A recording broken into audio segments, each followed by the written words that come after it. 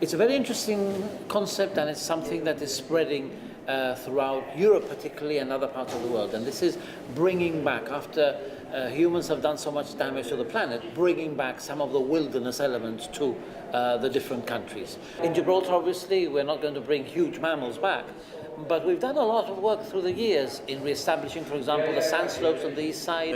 It's not just a question of let bison loose or wolves. I mean, there has to be some kind of rationale to all this. In Gibraltar, at a smaller scale, but we're also looking at things that we've lost species, particularly birds of prey, and so on over the past. During the Second World War, there was a lot of disturbance. But just to give an example, we lost the osprey at that time, which is a fish eagle, and it used to nest because there were records here. We know exactly the ledge where it nested. And that ledge is within the Gorham's Cave World Heritage Site, just to give an example. Now we know that the osprey disappeared because it was over-disturbed. That area is no longer disturbed.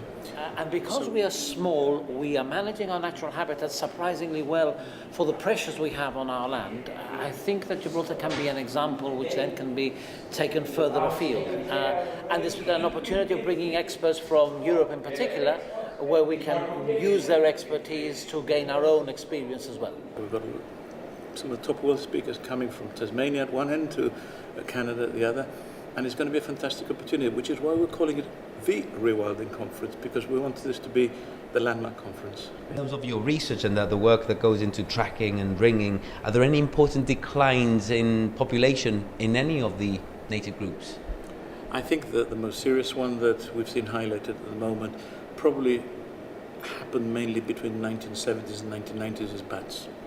The bat populations have been really decimated. We still have some. We're trying to conserve them.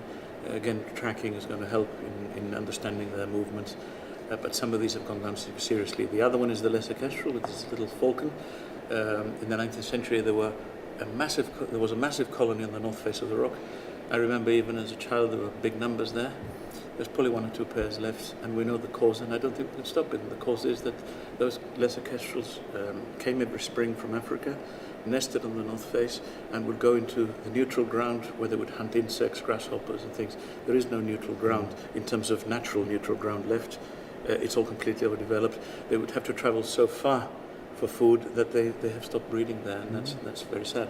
How important is a Calpe conference to Gibraltar? We more or less got the World Heritage Site, almost, not quite, but as a result of the Calpe conferences, which have largely been in the past referring to prehistory. So it's very important for protecting the name of Gibraltar internationally, perhaps in circles that most people won't think about most days, but there are influential circles, academic circles, with a lot of influence in other areas. You know, the first one was in 1997, so this is number 21 now.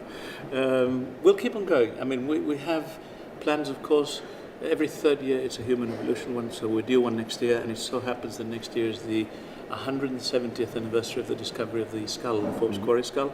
So I've already got some really big names coming out for that. And then we're always looking for new topics, historical, natural history. We try and vary the mix